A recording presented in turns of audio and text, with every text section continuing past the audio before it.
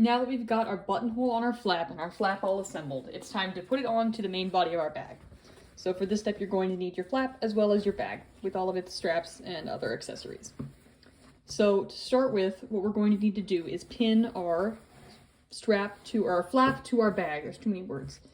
We're going to pin our flap to our bag. So I'm laying my bag out with the side with the straps facing me. And then I'm going to take my flap and I'm going to lay it with the right side of the fabric down.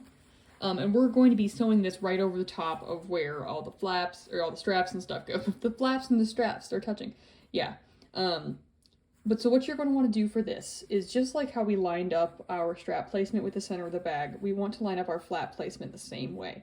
So on your pattern piece that you should have had a marking that indicated the center, and you should have transferred it to this piece. So you should have a really nice little easy line to find the center and line that up, and then you can just pin it. There we go. And then we're going to be using the raw edges and basting along them again this time, so it's sort of like how we attach the straps. We're still not stitching along the seam line because we're saving that for when the lining comes in. So this is another round of just sewing like at 1/4 inch. There we go. And you're going to want to make sure that all of your straps are out of the way so that you're just hitting the ends of them the way they were sewn in. So you don't want them like looping out through here and then stitching them into the flap, because that's just gonna make you have to seam rip stuff, which I would rather you avoid in this case. There we go.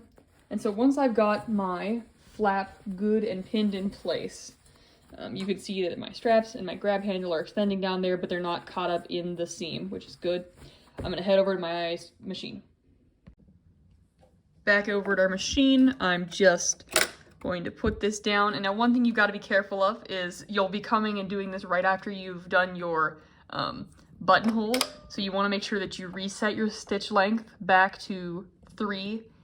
You don't want to be trying to sew this at 0.5 because that's just not gonna work too great for you. But then once you've got your stitch length that's normal and you're not on any of the buttonhole settings, you're good to just stitch, back stitch.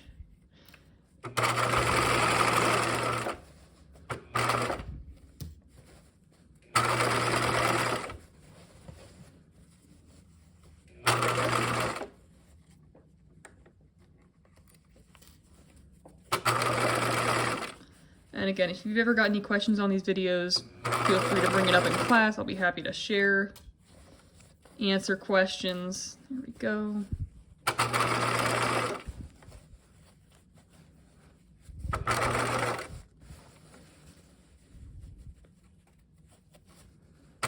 And mine is being a little tricky with me, but that's okay. I'm just gonna kind of smooth things out.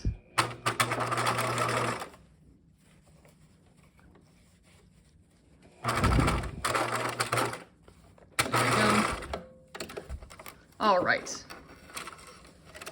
and now you've got your flap beautifully attached to your backpack.